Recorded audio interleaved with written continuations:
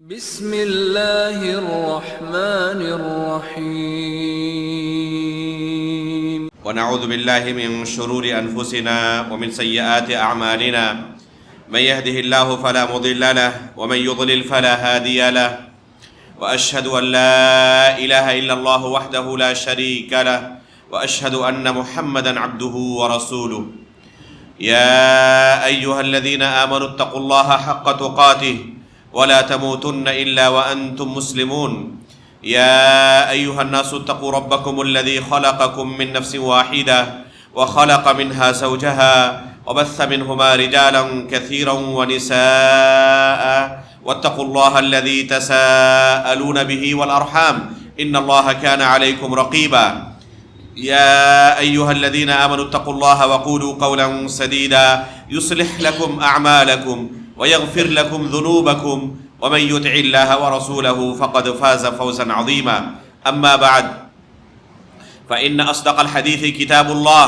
وأحسن الهدي هدي محمد صلى الله عليه وسلم وشر الأمور محدثاتها وكل محدثة بدعة وكل بدعة ضلالة وكل ضلالة في النار.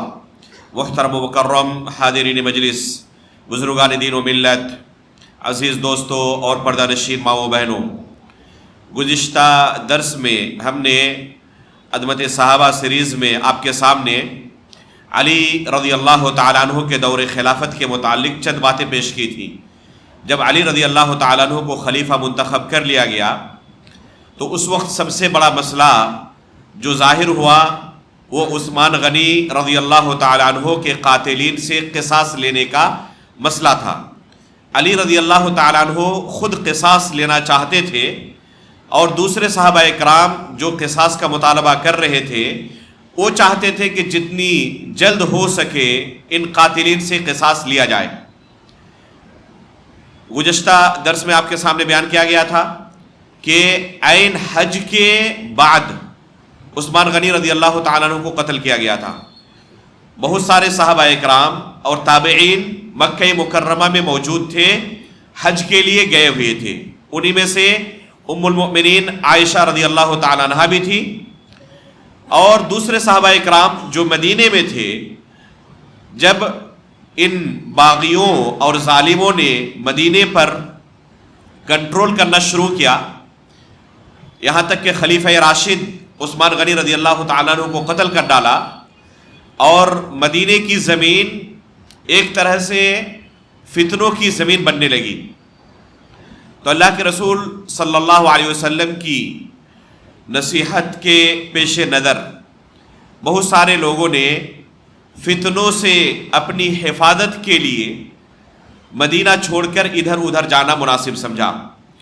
جن میں سے بعض لوگوں نے مکے کی طرف رخ کیا، جن میں سے طلحہ بن عبید اللہ رضی اللہ تعالیٰ عنہ اور زبیر بن عوام رضی اللہ تعالیٰ عنہ، جو کہ دونوں کے دونوں عشرہ مبشرہ بالجنہ میں سے ہیں. انشاءاللہ ان دونوں کی سیرت آپ کے سامنے اگلے دروس میں پیش کی جائے گی. یہ دونوں جب تک مدینے میں رہے علی رضی اللہ تعالیٰ عنہ سے ان کی گفتگو ہوتی رہی اور قصاص کا مطالبہ کرتے رہے. علی رضی اللہ تعالیٰ عنہ بھی قصاص لینا چاہتے تھے، بس اختلاف جس بات پر تھا وہ یہ کہ علی رضی اللہ تعالیٰ عنہ مناسب وقت کا انتظار کر رہے تھے. جب حالات سنبھل جائیں، مسلمان باہم متحد ہو جائیں اور حالات بالکل کنٹرول میں آ جائے، ان سے قصاص لینے کے لیے سازگار ہو جائیں، تب ان سے قصاص لیا جائے. جبکہ صحابہ اکرام رضوان اللہ علیہم اجمعین کی ایک جماعت اس بات پر آمادہ تھی کہ اس معاملے کو مؤخر کرنا مزید انتشار کو بڑھاوا دینا ہے، فتنے کو بڑھاوا دینا ہے، اور فتنے کو دبانا یہ ہمارا سب سے اہم فریضہ ہے. اور جب تک عثمان غنی رضی اللہ تعالیٰ عنہ کے قاتلین کھلے عام لوگوں کے درمیان گھوم رہے ہیں تب تک فتنے کی سرکوبی نہیں ہو سکتی. اس لیے جتنی جلد ممکن ہو سکے ان قاتلین سے قصاص لیا جائے. طلحہ بن عبید اللہ رضی اللہ تعالیٰ عنہ اور زبیر بن عوام رضی اللہ تعالیٰ عنہ دونوں علی رضی اللہ تعالیٰ عنہ سے اس بارے میں گفتگو کرتے رہے، یہاں تک کہ تقریباً 4 مہینے کی مدت گزر گئی۔ تب انہیں لگنے لگا کہ اب مزید مدینے میں باقی رہنا مناسب نہیں ہے، ان فتنہ پروروں کے درمیان رہنا، اس لیے ان دونوں نے بھی مکے کا رخ کیا، اور ان کے ساتھ دوسرے بہت سارے حضرات نے بھی مکے کا رخ کیا۔ ادھر مکہ میں جو صحابہ کرام تابعین حج کے بعد موجود تھے، انہوں نے مکے میں ہی رہنا زیادہ افضل سمجھا۔ انہی میں سے ام المؤمنین عائشہ رضی اللہ تعالیٰ عنہ بھی تھی۔ جب حج سے فراغت کے بعد مدینہ واپس ہونا چاہی تو راستے میں ایک رشتہ دار سے ملاقات ہوئی، پوچھا مدینے کی حالت کیسی ہے؟ کہا کہ خلیفہ راشد عثمان غنی رضی اللہ تعالیٰ عنہ قتل کر دیے گئے ہیں، ان کو شہید کر دیا گیا ہے، اور ان قاتلین نے ابھی مدینے کے اندر فتنہ برپا کر کے رکھا ہے، مدینے کے حالات اچھے نہیں ہیں، انتشار اور اضطراب کا ماحول ہے مدینے میں۔ ام المؤمنین عائشہ رضی اللہ تعالیٰ عنہ جب مدینے کے بارے میں یہ سب سنتی ہے تو پھر آگے کا سفر وہیں پر روک کر پھر واپس مکہ مکرمہ روانہ ہو جاتی ہے کہ مدینہ جانا ابھی مناسب نہیں ہے، کیونکہ مدینے کے اندر فتنہ پھیلا ہوا ہے، انتشار اور اضطراب پھیلا ہوا ہے، لہذا ابھی مدینے کا رخ نہ کیا جائے، وہ واپس مکہ آ جاتی ہے۔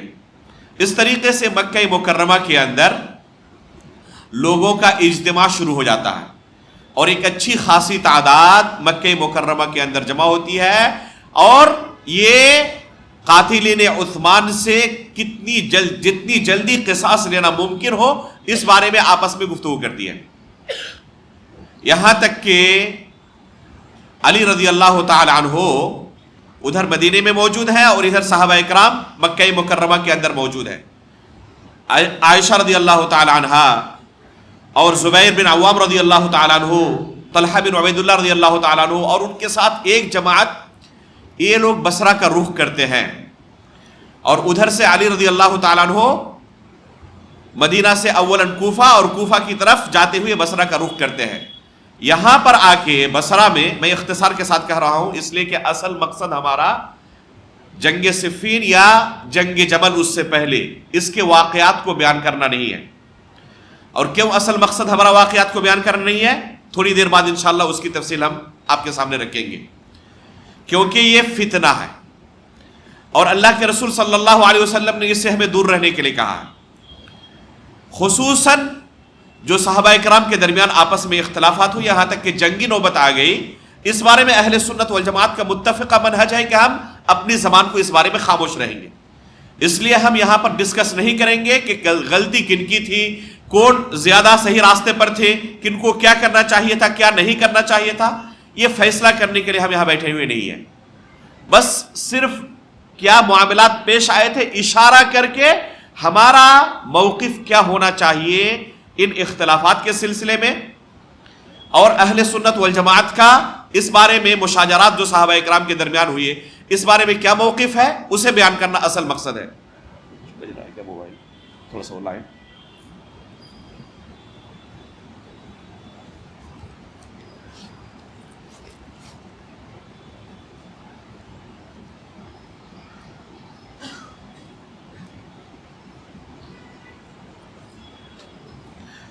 تو اصل مقصد ہمارا اہل سنت والجماعت کے منہج کو بیان کرنا ہے کہ صحابہ اکرام کے درمیان جو یہ اختلافات ہوئے، ان اختلافات کے تعلق سے ہمارا موقف اور ہمارا منہج کیا ہونا چاہیے، اصل بیان کرنا ہے۔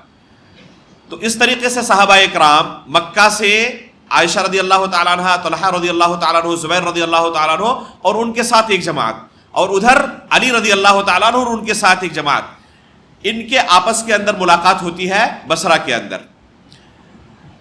دونوں کا مقصد ہے کہ اس معاملے کی اصلاح ہونی چاہیے، البتہ کس طریقے سے اصلاح ہو اس بارے میں نظریاتی اختلاف ہوتا ہے، اور دونوں کا اپنا اپنا اجتہاد ہے۔ یہاں پر دونوں فریق اس بارے میں متفق ہے کہ عثمان غنی رضی اللہ تعالیٰ عنہ کے قاتلین سے قصاص لیا جائے، اس میں کسی کا اختلاف نہیں، بس صرف وہ لوگ نہیں چاہتے تھے جو اس قتل کے اندر ملوث تھے، جو مجرم تھے، صرف یہ مجرمین نہیں چاہتے تھے کہ یہ آپس کے اندر متحد ہو جائے اور ہمارے قتل کے بارے میں فیصلہ سنایا جائے.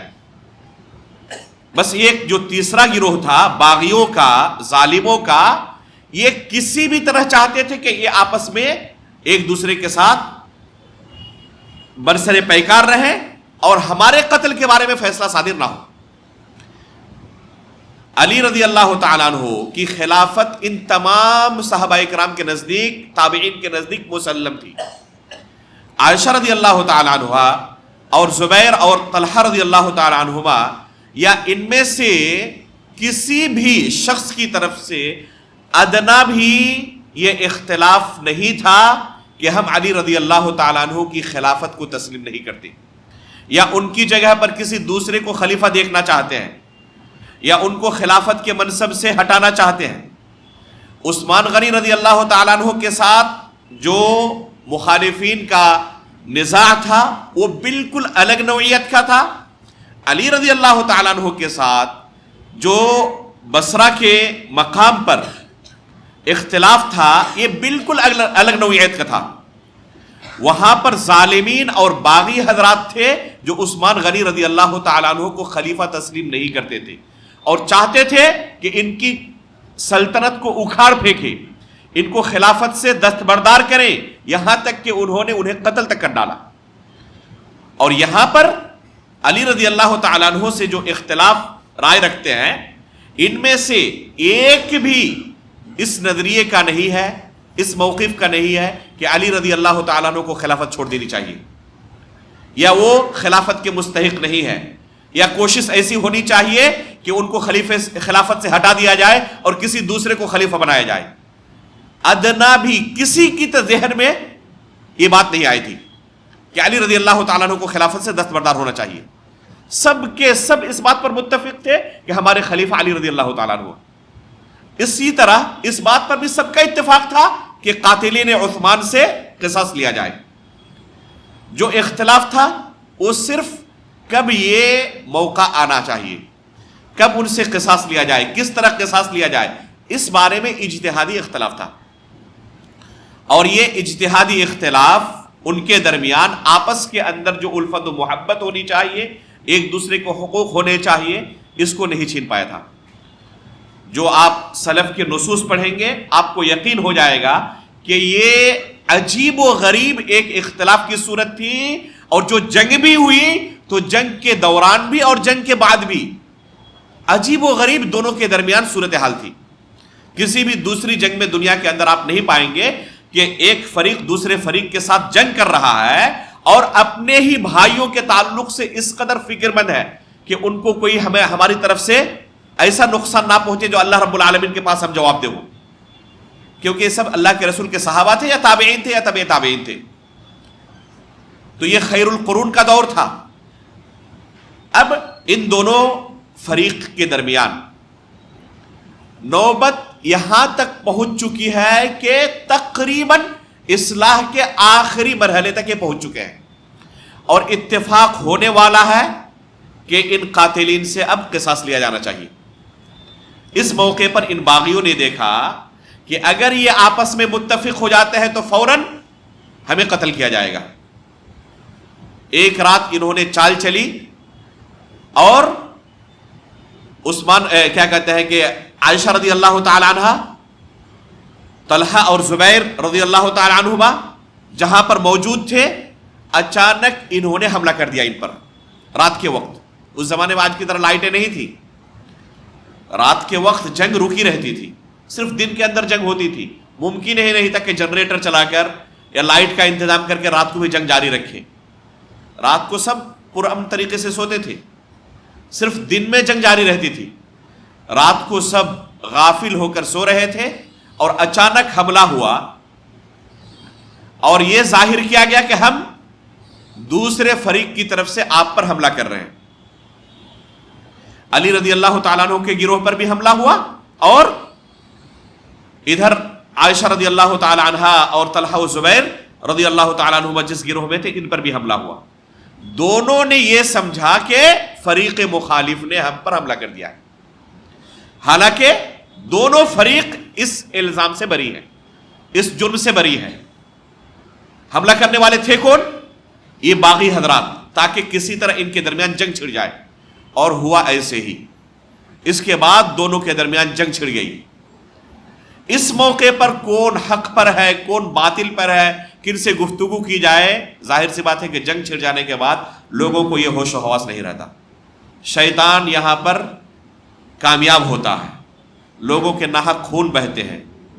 چنانچہ یہ جنگ ہوئی، ایک مسلمہ حقیقت ہے، بے شمار لوگ مارے گئے، ایک مسلمہ حقیقت ہے، لیکن جنہوں نے بھی اس میں شرکت کی وہ اجتہاد کی بنیاد پر شرکت کی، اپنے مسلمان بھائیوں کا خون بہانا چاہتے تھے اس بنا پر نہیں، بلکہ دشمنوں کے فتنے کے شکار ہو گئے، آپ کہہ سکتے ہیں۔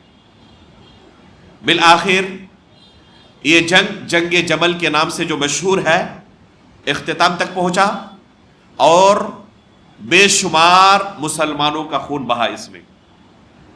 جنگ ختم ہونے کے بعد علی رضی اللہ تعالیٰ عنہ نے جتنے مقتولین تھے سب کے اوپر نماز جنازہ پڑھی، چاہے وہ اپنے فریق کے ہوں یا دوسرے فریق کے ہوں۔ ایک اس بات کی دلیل ہے کہ فریق مخالف کے ساتھ کوئی عداوت تھی، علی رضی اللہ تعالیٰ عنہ نے سب کے اوپر نماز جنازہ پڑھی۔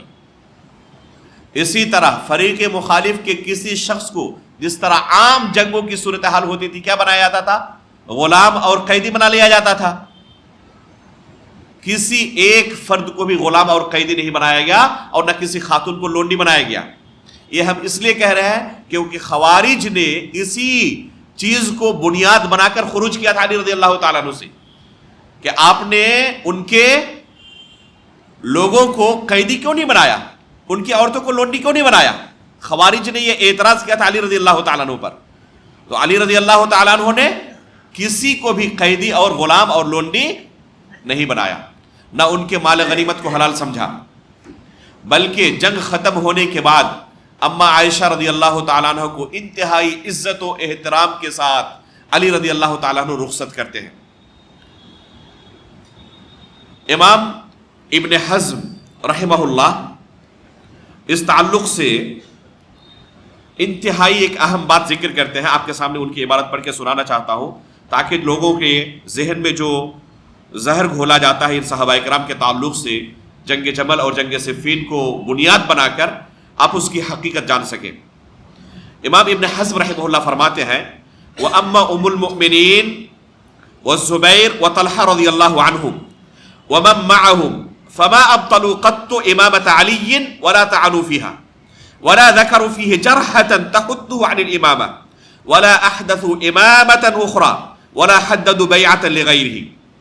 کہتے ہیں کہ ام المؤمنین عائشہ رضی اللہ تعالیٰ عنہ، طلحہ اور زبیر رضی اللہ تعالیٰ عنہما یا ان کے ساتھ جتنے لوگ تھے، ان میں سے کسی نے بھی علی رضی اللہ تعالیٰ عنہ کی امامت پر ایک حرف بھی اعتراض نہیں کیا ہے، اور نہ علی رضی اللہ تعالیٰ عنہ کے اوپر کوئی جرح کی ہے، ان کے اوپر کوئی کلام کیا ہے، نہ کسی دوسرے کے ہاتھ پر بیعت کی ہے، اور نہ کسی دوسرے کے بارے میں کوئی ایسا مشورہ دیا ہے کہ علی رضی اللہ تعالیٰ عنہ کی جگہ پر فلاں کو اپنا خلیفہ ہم مانتے ہیں یا ان کو بنایا جانا چاہیے، ایسی کوئی بات انہوں نے نہیں کی۔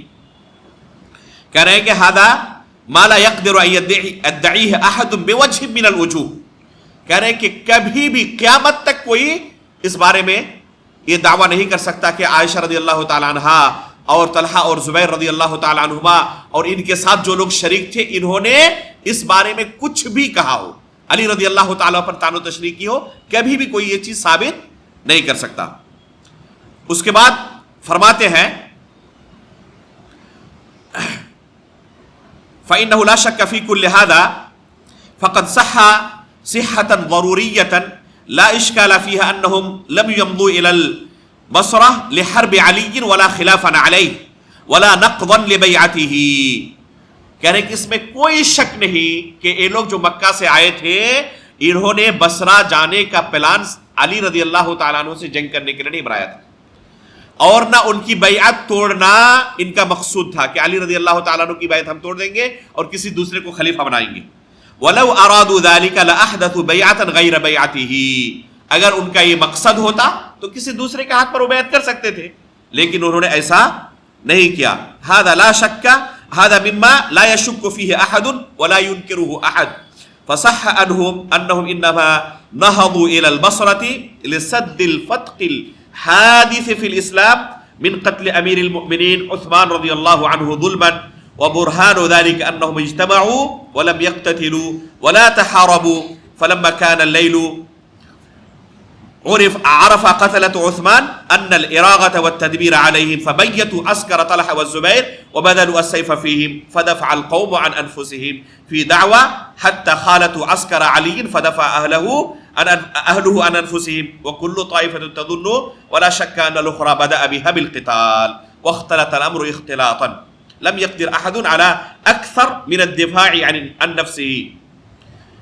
یہاں پر پوری عبارت کے اندر ابن حزم الظاہری رحمہ اللہ وہی بات بیان کرتے ہیں جو ابھی آپ کے سامنے ہم نے تفصیل کے ساتھ رکھی، کہ علی رضی اللہ تعالیٰ عنہ اور ادھر عائشہ رضی اللہ تعالیٰ عنہ یا طلحہ اور زبیر رضی اللہ تعالیٰ عنہما یا ان کے ساتھ جو لوگ تھے، ان میں سے کوئی بھی نہیں چاہتا تھا کہ ہم ان کے ساتھ جنگ کریں گے. بس ان کا ایک مقصد تھا کہ کسی طرح قاتلین عثمان سے قصاص لیا جائے اور اس معاملے کو سدھارا جائے. علی رضی اللہ تعالیٰ عنہ بھی چاہتے تھے اور آخری انجام تک پہنچنے ہی والے تھے کہ قاتلین عثمان نے دیکھا اگر یہ لوگ آپس میں مل گئے تو ہمارا خیر نہیں ہے، اور پھر انہوں نے اپنی طرف سے یہ جنگ جاری کی اور دونوں گروہوں کو اس فتنے کے اندر مبتلا کیا، اور اس طرح مسلمان آپس میں گتھم گتھا ہوئے اور اس طریقے سے یہ جنگ بھڑکی اور بہت سارے مسلمان اس طریقے سے شہید ہوئے. لہذا یہ جنگ کفار اور مشرکین کے درمیان نہیں تھی، مسلمانوں کے درمیان تھی. اس جنگ کی وجہ سے دونوں کے درمیان آپس کے جو اتحاد و اتفاق ہے یہ کم نہیں ہوئے، بلکہ علی رضی اللہ تعالیٰ عنہ اور اسی طرح طلحہ اور زبیر رضی اللہ تعالیٰ عنہ قرآن کریم کی وہ آیتیں جو ان صحابہ اکرام کی فضیلت میں وارد ہے اور جنت کے اندر یہ ایک بھائی بن کر ایک ساتھ رہیں گے، ان کے دل میں ایک دوسرے کے تعلق سے کوئی کینہ کپٹ نہیں ہوگا، جو اللہ رب العالمین نے قرآن کریم کی آیتیں نازل کی ہے، تو علی رضی اللہ تعالیٰ عنہ بھی اور ادھر طلحہ و زبیر رضی اللہ تعالیٰ عنہ بھی یہ سب کیا عقیدہ اور موقف رکھتے تھے کہ انشاءاللہ ہم سب جنتی ہیں اور انشاءاللہ جنت میں ہم بھائی بھائی بن کر رہنے والے.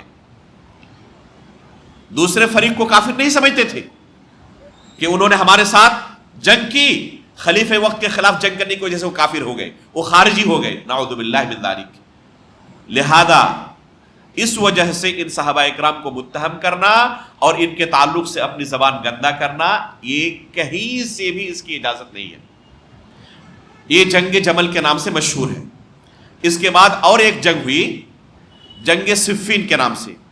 یہ جنگ ہوئی علی رضی اللہ تعالیٰ عنہ کی جماعت اور اہل شام کے درمیان. ملک شام میں اس وقت جو شام کا علاقہ تھا، امیر معاویہ رضی اللہ تعالیٰ عنہ وہاں کے امیر تھے عثمان غنی رضی اللہ تعالیٰ عنہ کے زمانے سے. عثمان غنی رضی اللہ تعالیٰ عنہ جب خلیفہ تھے، ان کی خلافت کا جب ہم نے تذکرہ کیا آپ کے سامنے تو بیان کیا تھا، معاویہ رضی اللہ تعالیٰ عنہ وہ پورا علاقہ سنبھالتے تھے، وہاں کے نہایت مقبول ترین امیر تھے اور نہایت کامیاب تھے. اس معاویہ رضی اللہ تعالیٰ عنہ نے شدت کے ساتھ یہ مطالبہ اٹھایا کہ قاتلین عثمان سے قصاص لیا جائے، اور جب تک ان سے قصاص نہ ہو نئے خلیفے کی بیعت نہیں ہو سکتی. لہذا ملک کے شام والوں نے اب تک علی رضی اللہ تعالیٰ عنہ سے بیعت نہیں کی تھی. علی رضی اللہ تعالیٰ عنہ ان کو آمادہ کرتے رہے بیعت پر، اور وہ بیعت سے پیچھے ہٹتے رہے کہ پہلے قصاص لیا جائے گا قاتلین عثمان سے اور پھر اس کے بعد بیعت ہوگی. یہ ایک نظریاتی اختلاف تھا، اجتہادی اختلاف تھا کہ پہلے کیا ہونا چاہیے بعد میں کیا ہونا چاہیے. اور پھر یہاں پر بھی ایک جنگ ہوئی ہے جنگ صفین کے نام سے، جس میں بھی بہت سارے مسلمانوں کا خون خرابہ ہوا ہے، بہت سارے مسلمان شہید ہوئے ہیں. اس جنگ کے تعلق سے ایک اہم چیز جو بہت زیادہ لوگ بیان کرتے ہیں اور ان صحابہ اکرام کے تعلق سے اسے بنیاد بنا کر بدظن ہوتے ہیں یا غلط فہمیاں پھیلائی جاتی ہیں، وہ ہے تحکیم کا قصہ. اور اس سے پہلے عمار بن یاسر رضی اللہ تعالیٰ عنہ کے قتل کا قصہ. جنگ صفین کے تعلق سے یہ دو اہم قضیے ہیں جن کو بنیاد بنا کر لوگوں کے ذہن میں صحابہ کرام کے تعلق سے زہر بھرا جاتا ہے. پہلا ہے عمار بن یاسر رضی اللہ تعالیٰ عنہ کے قتل کا معاملہ. صحیح بخاری کے اندر اللہ کے رسول صلی اللہ علیہ وسلم کی یہ حدیث موجود ہے. عمار رضی اللہ تعالیٰ عنہ مسجد نبوی کی جب تعمیر کا کام چل رہا تھا تو شریک تھے اور اینٹیں اٹھا اٹھا کر لا رہے تھے. اللہ کے رسول صلی اللہ علیہ وسلم کی مدد کر رہے تھے. رسول اللہ صلی اللہ علیہ وسلم نے عمار رضی اللہ تعالیٰ عنہ کو دیکھا اور انہیں خطاب کرتے ہوئے کہا وَيْحَ عمار تقتلہ الفئۃ الباغیہ يدعونہ الی الجنہ يدعونہ الی النار ويدعونہم الی الجنہ. اللہ کے رسول صلی اللہ علیہ وسلم نے عمار بن یاسر رضی اللہ تعالیٰ عنہ کو خطاب کرتے ہوئے کیا کہا کہ عمار بن یاسر رضی اللہ تعالیٰ عنہ کو ایک باغی جماعت قتل کرے گی. اس کی صفت کیا ہوگی اس باغی جماعت کی کہ وہ جماعت اسے بلکہ دوسری جماعت کو یا عمار بن یاسر رضی اللہ تعالیٰ عنہ کو خصوصی طور پر جہنم کی طرف بلائیں گے. اس باغی جماعت کی صفت اللہ کے رسول نے کیا بیان کی؟ یدعونہ الی النار، انہیں جہنم کی طرف دعوت دیں گے، جہنم کی طرف بلائیں گے، اور یہ انہیں جنت کی طرف بلائیں گے. تو یہاں پر دو اہم چیزوں کا بیان ہے. پہلی چیز کہ عمار رضی اللہ تعالیٰ عنہ کو قتل کرنے والے کو اللہ کے رسول صلی اللہ علیہ وسلم نے کیا کہا ہے؟ باغی جماعت کہا ہے. اور قرآن میں اللہ رب العالمین نے خود بیان کیا ہے فَقَاتِلُوا الَّتِي تَبْغِي حَتَّى تَفِيءَ إِلَى اللَّهِ، کہ جو باغی جماعت ہے اس کے ساتھ قتال کرو، جہاد کرو. کب تک؟ یہاں تک کہ اللہ رب العالمین کی طرف وہ پلٹ آئے. جب تک وہ راہ راست پر نہیں آ جاتے اس کے ساتھ اللہ تعالیٰ نے قتال کرنے کا حکم دیا ہے. اور یہاں اللہ کے رسول صلی اللہ علیہ وسلم ایک پیشین گوئی کر رہے ہیں کہ عمار بن یاسر رضی اللہ تعالیٰ عنہ کو کون قتل کریں گے؟ ایک باغی جماعت قتل کرے گی. اور اس کی صفت اللہ کے رسول صلی اللہ علیہ وسلم بیان کر رہی ہے. دوسری چیز ہے اس کی صفت کیا بیان کر رہے ہیں اللہ کے رسول صلی اللہ علیہ وسلم؟ کہ وہ جہنم کی طرف بلانے والے ہوں گے اور یہ انہیں جنت کی طرف بلا رہے ہوں گے. تو عمار بن یاسر رضی اللہ تعالیٰ عنہ انہیں جنت کی طرف بلائیں گے، لیکن جو لوگ انہیں قتل کریں گے عمار بن یاسر رضی اللہ تعالیٰ عنہ کو، ان کی صفت اللہ کے رسول نے کیا بیان کی کہ وہ جہنم کے داعی ہوں گے، جنت کے داعی نہیں ہوں گے. جنگ صفین میں عمار بن یاسر رضی اللہ تعالیٰ عنہ شہید ہوتے ہیں. جنگ صفین میں عمار بن یاسر رضی اللہ تعالیٰ عنہ شہید ہوتے ہیں. اور پہلے ہی ہم نے ابھی حدیث بیان کی اللہ کے رسول کی پیشن گوئی کر رکھی تھی اللہ کے رسول نے کہ عمار بن یاسر رضی اللہ تعالیٰ کو کون قتل کریں گے؟ باغی جماعت قتل کریں گے. عمار بن یاسر رضی اللہ تعالیٰ عنہ کن کی طرف سے لڑ رہے تھے؟ علی رضی اللہ تعالیٰ عنہ کی جماعت میں موجود تھے، علی رضی اللہ تعالیٰ عنہ کا ساتھ دے رہے تھے. لہذا صحابہ اکرام پر طعن و تشریح کرنے والوں کو یہاں موقع مل گیا. معاویہ رضی اللہ تعالیٰ عنہ اور ان کے ساتھ جو دوسرے صحابہ اکرام تھے اور مسلمانوں کی ایک بڑی جماعت تھی، یہ کہنے لگے کہ اللہ کے رسول صلی اللہ علیہ وسلم کی اس حدیث کے روح سے صراحت کے ساتھ اللہ کے رسول کی زبانی معاویہ رضی اللہ تعالیٰ عنہ اور ان کی جماعت پوری باغی جماعت ہے، نعوذ باللہ من ذالک. اور ان کی صفت کیا ہے؟ وہ جہنم کے داعی ہے، نعوذ باللہ من ذالک. پڑوس کے ایک نہایت منحرف قسم کے بردر ہے جس کا نام ہے کیا؟ انجینئر محمد علی مرزا. وہ ایک باضابطہ بوتل، اس میں حدیث نمبر جس میں یہ تقتلہ الفئۃ الباغیہ والی حدیث ہے، اس حدیث کا نمبر لکھ کر اس بوتل کو دکھاتا ہے کہ یہ ان لوگوں کے لیے جو ان کی طرف سے موافقت کرتے ہیں، تائید کرتے ہیں، حمایت کرتے ہیں، ان کا دفاع کرتے ہیں، ان کے لیے یہ کیا ہے؟ موت کا سامان ہے۔ حدیث رسول اللہ کے رسول صلی اللہ علیہ وسلم نے جو صحیح بخاری کے اندر موجود ہے، اس کے اندر بیان کر دیا ہے کہ معاویہ رضی اللہ تعالیٰ عنہ اور ان کے ساتھ جو لوگ بھی تھے، یہ سب کے سب باغی ہیں اور سب کے سب جہنمی، نعوذ باللہ من ذالک۔ اور اس طرح صحیح احادیث کو بنیاد بنا کر یہ بندہ لوگوں کے ذہن میں معاویہ رضی اللہ تعالیٰ عنہ خصوصی طور پر، اسی طرح عمرو بن عاص رضی اللہ تعالیٰ عنہ اور دوسرے صحابہ کرام کے تعلق سے زہر بھرتا ہے بندہ۔ یہ مولانا مودودی نے بھی اس تعلق سے کافی لعن طعن کیا ہے معاویہ رضی اللہ تعالیٰ عنہ پر، اسی حدیث کو بنیاد بنا کر کہ اللہ کے رسول نے پہلے ہی پیشن گوئی کر دی تھی کہ معاویہ کیا کہتے ہیں عمار بن یاسر رضی اللہ تعالیٰ عنہ کو باقی جماعت قتل کرے گی، اور علی رضی اللہ تعالیٰ عنہ کے گروہ میں تھے یہ، ظاہر سی بات ہے کہ قتل کرنے والے اسی گروہ کے ہوں گے جن کے ساتھ جنگ جاری تھی۔ تو اس حدیث کی روح سے معاویہ رضی اللہ تعالیٰ عنہ کیا پاتے ہیں؟ باغی قرار پاتے ہیں، نعوذ باللہ من ذالک۔ یہ استدلال نہایت باطل استدلال ہے، اس کے متعدد اسباب ہیں۔ ان میں سے ایک سبب یہ ہے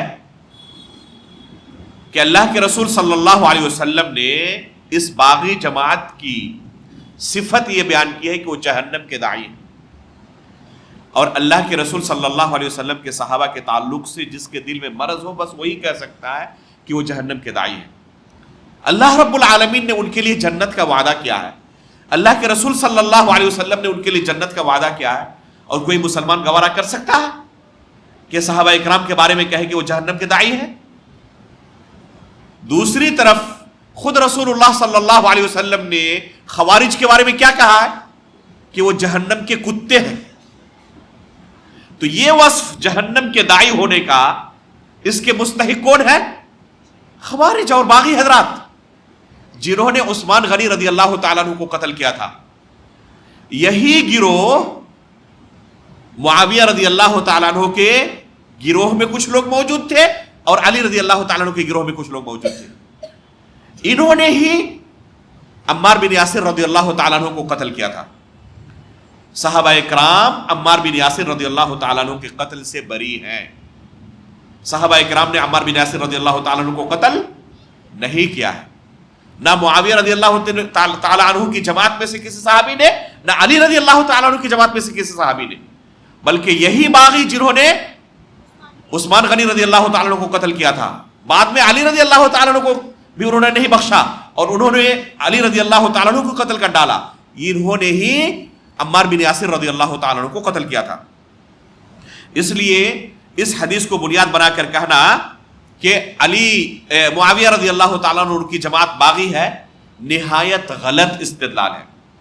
دوسری بات کہ عمار بن یاسر رضی اللہ تعالیٰ عنہ کے قتل کے بعد اگر حقیقت میں یہ حدیث دلیل ہے کہ معاویہ رضی اللہ تعالیٰ عنہ باغی جماعت میں سے ہے، تو پہلے ہی صحابہ اکرام کو پتا تھا نا کہ عمار بن یاسر رضی اللہ تعالیٰ عنہ کس جماعت میں ہے، کس جماعت کی طرف سے لڑ رہے ہیں۔ پہلے ہی صحابہ اکرام معاویہ رضی اللہ تعالیٰ عنہ کا ساتھ چھوڑ کر علی رضی اللہ تعالیٰ عنہ کے ساتھ آ جاتے کہ جب عمار بن یاسر ان کی جماعت میں ہے تو بہت بڑی دلیل ہے کہ ان کے خلاف جو لوگ ہوں گے وہ باغی ہوں گے، لہذا باغی جماعت کی ہم حمایت کیوں کریں، ان کا ساتھ کیوں دیں؟ صحابہ اکرام پہلے ہی اس حدیث سے سمجھ جاتے کہ معاویہ رضی اللہ تعالیٰ عنہ کی جماعت کے ساتھ ہمارا آگے جاری رہنا بالکل جائز نہیں ہے، ورنہ ہم اللہ کے رسول صلی اللہ علیہ وسلم کی اس حدیث کے زد میں آ جائیں گے اور ہم جہنمی بن جائیں گے۔ بلکہ جن صحابہ اکرام نے اس حدیث کو روایت کیا ہے، ذرا غور کریں، اللہ کے رسول نے جب یہ حدیث بیان کی عمار بن یاسر رضی اللہ تعالیٰ عنہ کے بارے میں، بہت سارے صحابہ اکرام نے سنا اور بہت سارے صحابہ اکرام نے اس حدیث کو روایت کیا ہے، جن میں سے بعض صحابہ اکرام بالکل نیوٹرل تھے، اس جنگ میں شریک ہی نہیں ہوئے۔ اور یہاں پر میں آپ کو بتا دوں کہ یہ جو دونوں جنگیں ہوئی ہیں صحابہ اکرام کے درمیان، مسلمانوں کے درمیان، تو اکثر و بیشتر صحابہ نے ان دونوں جنگوں سے کنارہ کشی اختیار کی ہے، نیوٹرل تھے، غیر جانبدار تھے، کسی جانب نہیں تھے، نہ علی رضی اللہ تعالیٰ عنہ کے ساتھ تھے اور نہ طلحہ و زبیر رضی اللہ تعالیٰ عنہ کے ساتھ۔ جنگ صفین میں نہ علی رضی اللہ تعالیٰ عنہ کے ساتھ تھے اور نہ معاویہ رضی اللہ تعالیٰ عنہ کے ساتھ، بلکہ انہوں نے اپنے آپ کو علیحدہ کیا ہوا تھا، ایک دم نیوٹرل، غیر جانبدار۔ اور انہی کی تعداد سب سے زیادہ تھی. اس وقت جب یہ جنگیں ہوئی صحابہ اکرام کی تعداد تقریباً 10,000 موجود تھی, اور ان میں سے کتنے لوگوں نے شرکت کی؟ بعض روایت کے مطابق 100 لوگوں نے, اور بعض روایتوں کے مطابق صرف 30 صحابہ اکرام تھے جو ان جنگوں میں شریک تھے. 10,000 کے بالمقابل یہ تعداد کتنی ہے؟ کتنے پرسنٹ ہو گئی ہے؟ انتہائی قلیل تعداد میں. تو اکثر و بیشتر صحابہ اکرام کیا تھے؟ بالکل اس جنگ سے اپنے آپ کو دور رکھے ہوئے تھے. جن صحابہ اکرام نے یہ حدیث اللہ کے رسول کی زبان سے سنی تھی کہ عمار بن یاسر رضی اللہ تعالیٰ عنہ کو باغی جماعت قتل کرے گی, جب دیکھ لیا کہ عمار بن یاسر رضی اللہ تعالیٰ عنہ علی رضی اللہ تعالیٰ عنہ کی حمایت میں لڑ رہے ہیں, تو ان تمام صحابہ اکرام کو جو اب تک نیوٹرل تھے فوراً علی رضی اللہ تعالیٰ عنہ کی جماعت میں آ کے شریک ہو جانا چاہیے تھا؟ نہیں چاہیے تھا, کہ اب تو کلیئر ہو چکا نا کہ یہ باغی ہے, اور قرآن خود ہمیں حکم دے رہا ہے فَقَاتِلُوا الَّتِي تَبْغِي حَتَّى تَفِيءَ إِلَىٰ أَمْرِ اللَّهِ. اسی طرح آیت ہے نا.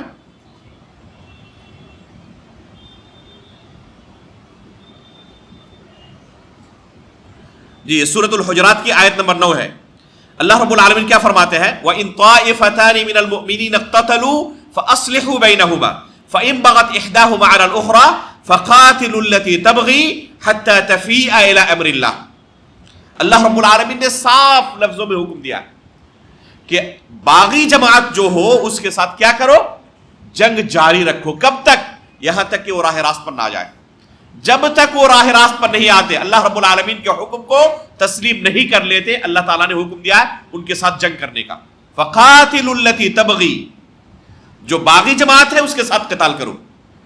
جب کلیئر ہو گیا عمار بن یاسر رضی اللہ تعالیٰ عنہ کی موجودگی کی وجہ سے علی رضی اللہ تعالیٰ عنہ کی جماعت میں کہ باغی نعوذ باللہ علی معاویہ رضی اللہ تعالیٰ عنہ کی جماعت ہے, جیسے کہ مولانا مودودی نے دعویٰ کیا ہے, تو ان تمام صحابہ اکرام کو جو اب تک نیوٹرل تھے, جن کی تعداد 9,000 سے زیادہ تھی, ان کو فوراً علی رضی اللہ تعالیٰ عنہ کے ساتھ آ کے شامل نہیں ہو جانا چاہیے تھا, اور معاویہ رضی اللہ تعالیٰ عنہ سے جنگ نہیں کرنا چاہیے تھا. لیکن کسی بھی صحابی نے اس حدیث کو بنیاد بنا کر کے علی رضی اللہ تعالیٰ عنہ کا ساتھ دیا, بلکہ وہ نیوٹرل بنے رہے. بلکہ آپ کو اس سے زیادہ تعجب ہوگا کہ جنہوں نے اللہ کے رسول سے اس حدیث کو اپنے کانوں سے سنا تھا, ان میں سے بعد معاویہ رضی اللہ تعالیٰ عنہ کی جماعت سے لڑ رہے تھے, معاویہ رضی اللہ تعالیٰ عنہ کی حمایت میں. اللہ کے رسول سے انہوں نے خود یہ حدیث سنی تھی, کیا اس کے باوجود بھی نہیں سمجھ سکے کہ اس حدیث کا مصداق یہ ہے کہ معاویہ رضی اللہ تعالیٰ عنہ باقی جماعت ہے؟ نعوذ باللہ من ذالک. صحابہ اکرام نہیں سمجھ سکے اور مولانا مودودی کو وہ چیز سمجھ میں آ گئی. یہی ہوتا ہے جب کسی کے دل میں صحابہ اکرام کے تعلق سے بغض داخل ہو جائے, تو ایسے باطل استدلال کر کے صحابہ اکرام کو طعن و تشنیع کرنے کی کوشش کرتا ہے, یہاں تک کہ انہیں باغی کہنے میں اور جہنمی کہنے میں بھی انہیں تأمل نہیں ہوتا. نعوذ باللہ من ذالک. آگے بڑھیں. خود علی رضی اللہ تعالیٰ عنہ نے آگے چل کر جنگ روک دی اور تحکیم پر راضی ہو گئے, جسے قصہ تحکیم کہا جاتا ہے. اگر علی رضی اللہ تعالیٰ عنہ, جب عمار رضی اللہ تعالیٰ عنہ شہید ہو گئے, اب تو کلیئر ہو گیا مولانا مودودی کے مطابق کہ معاویہ رضی اللہ تعالیٰ کی جماعت باغی جماعت ہے, تو باغی جماعت کے ساتھ علی رضی اللہ تعالیٰ جنگ روکتے یا جنگ جاری رکھتے؟ جنگ جاری رکھتے. لیکن علی رضی اللہ تعالیٰ نے جنگ روک دی, تحکیم کے اوپر راضی ہو گئے. اور تحکیم کی طرف, ثالثی کی طرف انسان کب اقدام کرتا ہے؟ جب یہ فیصلہ نہ ہو پائے کہ کون حق پر ہے کون باطل پر ہے. جب یہ کلیئر ہو جائے کہ یہ حق پر ہے ایک باطل پر ہے, اس وقت تحکیم کی ضرورت پڑتی ہے, ثالثی کی ضرورت پڑتی ہے. ثالثی کی ضرورت کب پڑتی ہے؟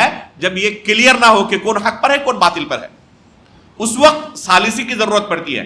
اور علی رضی اللہ تعالیٰ عنہ اور معاویہ رضی اللہ تعالیٰ عنہ دونوں کی جماعت اس بات پر راضی ہو گئی کہ اب تحکیم ہونی چاہیے, ثالثی ہونی چاہیے, اور فیصلہ ہونا چاہیے کہ کون حق پر ہے کون باطل پر ہے, اور آگے کا کیا معاملہ ہونا چاہیے اس کا فیصلہ ان کے اوپر چھوڑ دیا جائے. لہذا مولانا مودودی کی بات مان کر اگر ہم معاویہ رضی اللہ تعالیٰ عنہ کو باقی جماعت قرار دیں تو گویا کہ علی رضی اللہ تعالیٰ عنہ نے ان کے ساتھ جنگ بندی کر کے بہت بڑی غلطی کی. نعوذ باللہ من ذالک. تو آپ صرف معاویہ رضی اللہ تعالیٰ عنہ کو متہم نہیں کر رہے ہیں, بلکہ علی رضی اللہ تعالیٰ عنہ اور ان کے ساتھ جو صحابہ کرام تھے انہیں بھی متہم کر رہے ہیں کہ انہوں نے اللہ رب العالمین کے فیصلے کی خلاف ورزی کی اور ان کے ساتھ جنگ بندی کر کے اللہ رب العالمین کا حکم نہیں مانا. یہی ہوتا ہے جب کوئی دوست بیوقوف ہوتا ہے, نادان ہوتا ہے, تو دشمنوں سے زیادہ نقصان پہنچاتا ہے. یہ علی رضی اللہ تعالیٰ کی حمایت میں کھڑے ہوئے تھے اور معاویہ رضی اللہ تعالیٰ پر طعن و تشنیع کر رہے تھے. اس طعن و تشنیع کا اثر علی رضی اللہ تعالیٰ پر نہیں پڑتا. بالکل علی رضی اللہ تعالیٰ عنہ بھی اس کے زد میں آ جاتے ہیں.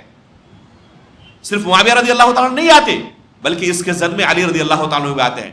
بلکہ اس سے آگے بڑھ کر دیکھیں, خود اسی جماعت کے ساتھ آگے حسن بن علی رضی اللہ تعالیٰ عنہ کیا کرتے ہیں؟ صلح کرتے ہیں. اور اس صلح کی بشارت خود رسول اللہ صلی اللہ علیہ وسلم نے اپنی زندگی میں دی تھی. اللہ کے رسول نے حسن رضی اللہ تعالیٰ عنہ کے بارے میں کیا کہا تھا؟ ان ابنی ھذا سید, میرا یہ بیٹا سردار بننے والا ہے.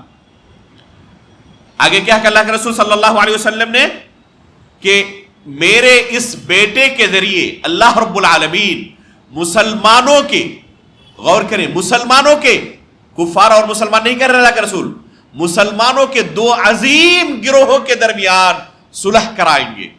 ان کی صفت کیا ہوگی؟ دعواہما واحدہ.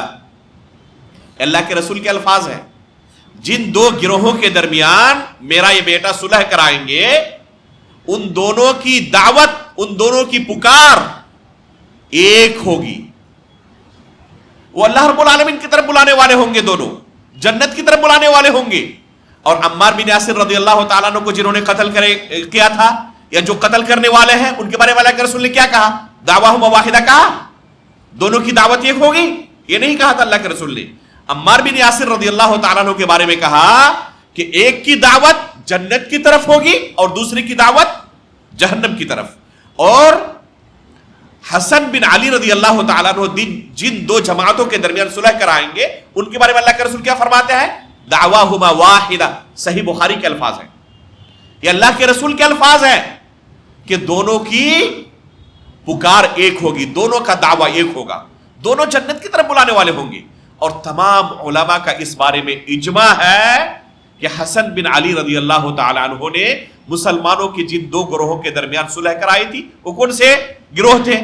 ایک معاویہ رضی اللہ تعالیٰ عنہ کی جماعت تھی, اور ایک کون سی جماعت تھی؟ علی رضی اللہ تعالیٰ عنہ کی جماعت, جنہوں نے حسن بن علی رضی اللہ تعالیٰ عنہ کو اپنا خلیفہ بنایا تھا علی رضی اللہ تعالیٰ عنہ کی وفات کے بعد. اور اس طریقے سے حسن رضی اللہ تعالیٰ عنہ خلافت سے دستبردار ہو جاتے ہیں. اور خلافت کن کو سونپ دیتے ہیں؟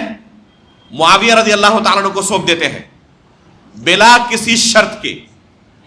حسن رضی اللہ تعالیٰ عنہ یہ خلافت معاویہ رضی اللہ تعالیٰ عنہ کو سونپ دیتے ہیں بغیر کسی شرط کے. بس ایک شرط رکھتے ہیں. اس سے پہلے کیا ہوا؟ معاویہ رضی اللہ تعالیٰ عنہ نے سفید کاغذ پر دستخط کر کے بھیج دیا حسن رضی اللہ تعالیٰ عنہ کو کہ آپ جو بھی شرط رکھنا چاہیں ہماری طرف سے منظور ہے, جو بھی شرط رکھنا چاہیں. حسن رضی اللہ تعالیٰ نے کون سی شرط رکھی؟ بس ایک شرط کہ کتاب اللہ اور سنت رسول کے مطابق آپ خلافت چلائیں, لوگوں کے اوپر حکومت کریں اور اللہ رب العالمین کے دین کو قائم رکھیں, بس, اور کوئی شرط نہیں رکھی. اور یہ اس کے بعد معاویہ رضی اللہ تعالیٰ عنہ کی خلافت کا معاملہ چلا سن 60 ہجری تک انتہائی پرامن طریقے سے. اور اسلامی خلافت اور اسلامی سلطنت جو اس عہد میں اس کی ترقی ہوئی ہے, اس کی نظیر اس سے پہلے نہیں ملتی. جس وقت حسن رضی اللہ تعالیٰ عنہ معاویہ رضی اللہ تعالیٰ عنہ کے ساتھ صلح کرتے ہیں اور خلافت سے دستبردار ہوتے ہیں, اور یہ خلافت کا معاملہ ان کے ہاتھ میں سپرد کر دیتے ہیں, اس سال کو تمام مسلمانوں نے عام الجماع قرار دیا ہے. انتہائی خوشی کی لہر دوڑ گئی مسلمانوں کے درمیان کہ سارے کے سارے اختلافات اب ختم ہو گئے ہیں, اب تمام کے تمام مسلمان متحد ہیں ایک خلیفے پر. اس سال کو مسلمانوں نے جشن منایا اور اس کا نام کیا رکھا؟ عام الجماع رکھا, اتحاد و اتفاق کا سال. ذرا غور کریں مولانا مودودی کی اگر بات ہم تسلیم کر لیتے ہیں کہ نعوذ باللہ من ذالک معاویہ رضی اللہ تعالیٰ عنہ کی جماعت باغی جماعت ہے, جہنم کی طرف بلانے والی جماعت ہے, تو گویا کہ حسن بن علی رضی اللہ تعالیٰ عنہ نے ایک باغی جماعت کو خلافت سونپی تھی. تو یہ حسن بن علی رضی اللہ تعالیٰ عنہ کی کردار پر, ان کی سیرت پر انگلی اٹھانا نہیں ہوا. نعوذ باللہ من ذالک انہوں نے ایک باغی جماعت کو اور جہنم کی طرف بلانے والی جماعت کو خلافت سونپتی تھی, اور صحابہ کرام نے اس لیے خوشی منائی کہ اب ایک باغی جماعت ہمارے اوپر حکومت کریں گے، اس لیے خوشی بنائی تھی انہوں نے. تو ان تمام صحابہ کرام کی سیرت پر انگلی اٹھانا ہے اگر معاویہ رضی اللہ تعالیٰ عنہ کی جماعت کو کوئی باغی جماعت کہے. ایک دو نہیں، بے شمار دلائل ہے کہ باغی جماعت جس کے اللہ کے رسول صلی اللہ علیہ وسلم نے قرار دیا ہے، اس سے معاویہ رضی اللہ تعالیٰ عنہ کی جماعت مراد نہیں ہے. اس سے خوارج کی جماعت ہے مراد ہے، جو جہنم کی طرف لوگوں کو بلا رہے ہیں. اور صحابہ کرام کی جماعت صرف ایک دعوے پر قائم تھی، سب کے سب جنت کی طرف لوگوں کو دعوت دینے والے تھے. یہ ایک قصہ ہے جس بنا پر صحابہ کرام کو اور خصوصی طور پر معاویہ رضی اللہ تعالیٰ عنہ کو مطعون کیا جاتا ہے. دوسرا قصہ کیا ہے؟ تحکیم کا قصہ.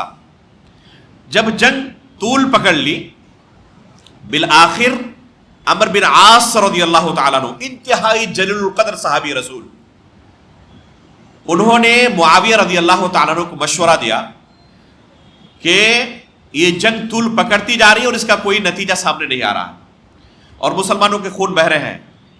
خیر خواہانہ مشورہ دیا کہ ایک بار علی رضی اللہ تعالیٰ عنہ کی طرف آپ لوگ کسی کو بھیج کر دیکھیں اور انہیں دعوت دیں کہ کتاب اللہ کو حکم مان کر آپس میں کتاب اللہ کی روشنی میں ہم فیصلہ کر لیتے ہیں. اگر وہ راضی ہو جائے تو جنگ بندی ہو جائے گی، مسلمانوں کا خون بہنا بند ہو جائے گا. معاویہ رضی اللہ تعالیٰ عنہ نے ان کے مشورے کو قبول کر کے ایک شخص کو بھیجا علی رضی اللہ تعالیٰ عنہ کی طرف اس پیغام کو دے کر، اور علی رضی اللہ تعالیٰ عنہ نے اس پیغام کو قبول کر لیا اور یہاں پر جنگ بندی ہو جاتی ہے، جنگ رک جاتی ہے. اس کے بعد دونوں فریق کی طرف سے ایک حکم متعین ہوتا ہے، ایک ایک حکم متعین ہوتے ہیں. علی رضی اللہ تعالیٰ عنہ کی طرف سے ایک اور معاویہ رضی اللہ تعالیٰ عنہ کی طرف سے ایک شخص کو حکم بنایا جاتا ہے. معاویہ رضی اللہ تعالیٰ عنہ کی طرف سے عمرو بن عاص رضی اللہ تعالیٰ عنہ کو حکم بنایا جاتا ہے، اور علی رضی اللہ تعالیٰ عنہ کی طرف سے صحابی رسول ابو موسیٰ اشعری رضی اللہ تعالیٰ عنہ، انتہائی فاضل شخصیت، انتہائی جلیل القدر صحابی، ان کو حکم بنایا جاتا ہے. جب ان دونوں کو حکم بنایا جاتا ہے تو یہ آپس میں ملتے ہیں اور آپس میں ملنے کے بعد کیا فیصلہ کرتے ہیں؟ وہ فیصلہ آپ کے سامنے جیسا کہ تاریخ کی کتابوں کے اندر موجود ہے، اختصار کے ساتھ سنا رہا ہوں.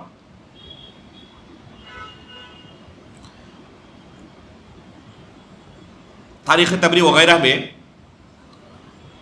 جو مذکور ہے وہ یہ ہے کہ دونوں ثالث اس بات پر متفق ہوئے کہ دونوں حق پر ہیں اور عثمان غنی رضی اللہ تعالیٰ عنہ کا قصاص واجب ہے اور علی رضی اللہ تعالیٰ عنہ کی خلافت بھی بالفعل درست ہے.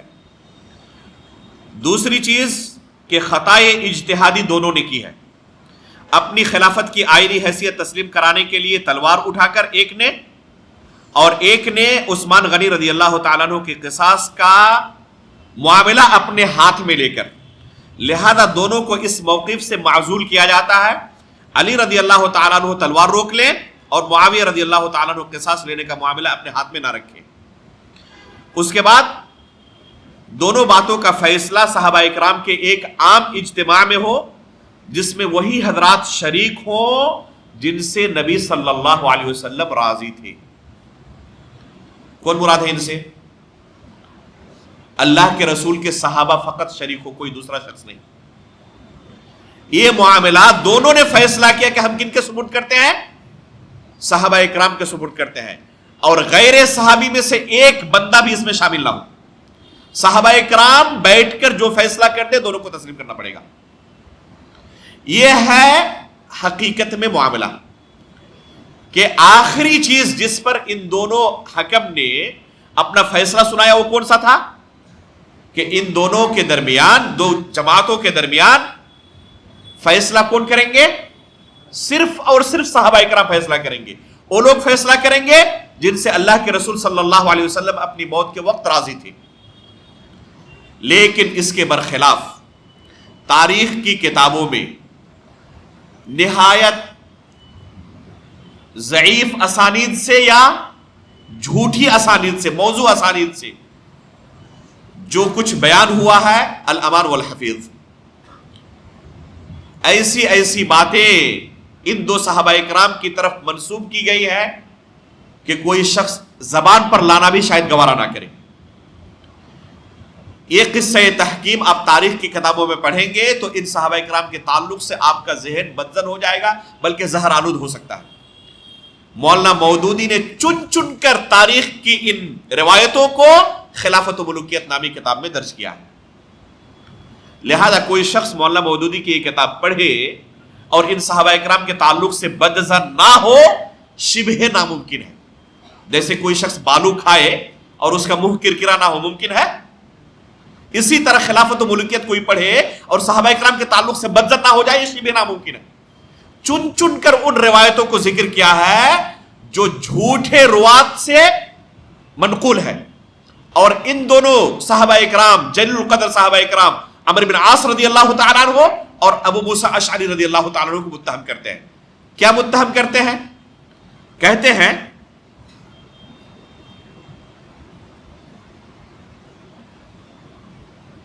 چونکہ یہ چیزیں موجود ہیں، پہلے ہی ہم نے تنبیہ کر دی کہ یہ جھوٹی روایتیں ہیں، حقیقت سے کوئی تعلق نہیں ان کا. پہلے اس چیز کو ذہن میں رکھ کر باتیں سنیں. کوئی یہ نہ سمجھے کہ جو میں ابھی نقل کرنے والا ہوں آپ کے سامنے یہ حقیقت ہے. یہ جھوٹی روایتیں ہیں جو تاریخ کی کتابوں میں ان دو صحابہ اکرام کے تعلق سے موجود ہیں. کہتے ہیں ان جھوٹی روایتوں میں کہ دومت الجندل کے اندر یہ دو صحابہ اکرام جمع ہوئے اور دونوں نے اتفاق کر لیا کہ دونوں کو ہم خلافت سے دستبردار کرتے ہیں، اپنے اپنے عہدے سے دستبردار کرتے ہیں، معاویہ رضی اللہ تعالیٰ عنہ کو بھی اور علی رضی اللہ تعالیٰ عنہ کو بھی. آپس میں ان دونوں کا جب اتفاق ہو گیا تو عمرو بن عاص رضی اللہ تعالیٰ عنہ نے ابو موسیٰ اشعری رضی اللہ تعالیٰ عنہ سے کہا کہ پہلے آپ کھڑے ہو اور لوگوں کے درمیان اپنا فیصلہ سنائیں. اور لوگ موجود ہیں سننے کے لیے ان دونوں کا فیصلہ کہ کیا فیصلہ کرتے ہیں. ابو موسیٰ اشعری رضی اللہ تعالیٰ عنہ کھڑے ہوئے اور انہوں نے کہا، چونکہ وہ علی رضی اللہ تعالیٰ عنہ کی طرف سے آئے تھے نا، کہ میں علی رضی اللہ تعالیٰ عنہ کو خلافت سے دستبردار کرتا ہوں. جس طرح کہ اپنی اس تلوار کو میں اپنے گردن سے نیچے اتار رہا ہوں، اسی طرح علی رضی اللہ تعالیٰ عنہ کو خلافت سے میں نے دستبردار کر دیا. اس کے بعد عمرو بن عاص رضی اللہ تعالیٰ عنہ کھڑے ہوئے اور انہوں نے کہا کہ میں نے اس معاملے پر غور فکر کیا اور اس نتیجے پر پہنچا کہ معاویہ رضی اللہ تعالیٰ عنہ کو خلافت پر باقی رکھا جائے. نعوذ باللہ من ذالک. اس روایت کے اندر کیا کہتا ہے کہ دونوں کے درمیان پہلے اتفاق ہوا کہ دونوں کو کیا کیا جائے. ابھی موجودہ صورتحال پر کنٹرول پانے کا سب سے بہتر طریقہ یہ ہوگا کہ دونوں کو عہدے سے دستبردار کیا جائے. عمرو رضی اللہ تعالیٰ عنہ نے پہلے کہا ابو موسیٰ اشعری رضی اللہ عنہ سے کہ آپ پہلے جا کے لوگوں کے درمیان اپنا فیصلہ سنائیں. وہ جب فیصلہ سنا چکے کہ علی رضی اللہ تعالیٰ عنہ کو میں نے خلافت سے دستبردار کر دیا تو ان دونوں کے درمیان آپس میں جو اتفاق ہوا تھا اس حساب سے عمرو بن عاص رضی اللہ تعالیٰ عنہ کو کیا کہنا چاہیے کہ میں نے بھی معاویہ رضی اللہ تعالیٰ عنہ کو کیا کر دیا، دستبردار کر دیا. لیکن یہاں پر انہوں نے مکاری دکھائی. نعوذ باللہ من ذالک. یہ ان کے الفاظ ہیں. اس سے کہیں خطرناک گالیاں انہوں نے دی ہے اس صحابی رسول کو. زبان پر لانا بھی گوارا نہ کرے کوئی انسان. جو کچھ کہہ سکتے تھے کہا ہے اس صحابی رسول کو، اور کہا کہ انہوں نے چال بازی دکھائی، مکاری کی، اور کہا کہ میں معاویہ رضی اللہ تعالیٰ عنہ کو دستبردار نہیں کرتا ہوں، انہیں باقی رکھتا ہوں. آپ نے ایک لفظ سنا ہوگا امر عیار. بہت سارے اہل سنت بھی، ہمارے اپنے نوجوان بھی یہ لفظ استعمال کرتے ہیں کسی کو دھوکہ دینے کے بارے میں. ارے وہ تو امر عیار ہے. یہ لفظ آپ نے سنا ہے کسی سے؟ پڑوس کے ایک مفکر ہیں جنہیں ہمارے بہت سارے نوجوان بھی پڑھتے رہتے ہیں اور بہت داد دیتے ہیں، ڈاکٹر زبیر تیمی. ایک زمانے تک لوگوں کے درمیان نقاب پہن کر یہی دھوکہ دیتے رہے کہ میں بھی اہل حدیث ہوں. یہ ڈاکٹر اسرار کے شاگرد ہیں. بعد میں نقاب اترا، لوگوں نے اصلی چہرہ دیکھا. اس شخص نے بھی امر عیار کا یہ طعنہ اپنی تحریر میں استعمال کیا ہوا ہے. یہ امر عیار کا جو طعنہ دیا جاتا ہے نا مخالف کو، کبھی کسی کے ساتھ آپ کا کوئی جھگڑا ہو گیا تو آپ کیا کہتے ہیں؟ فوراً طعنہ دیتے ہیں، ارے وہ امر عیار ہے. کیا معنی امر عیار کا؟ یہ عمرو بن عاص رضی اللہ تعالیٰ عنہ کی طرف تہمت لگانا ہے کہ عمرو بن عاص رضی اللہ تعالیٰ عنہ جس طرح مکار قسم کے صحابی تھے نا، تم بھی اسی طرح ہو. نعوذ باللہ من ذالک۔ ایک صحابی رسول کے تعلق سے آپ ایک یعنی انتہائی خبیث قسم کی گالی ایجاد کرتے ہیں کسی کو کہنے کے لیے۔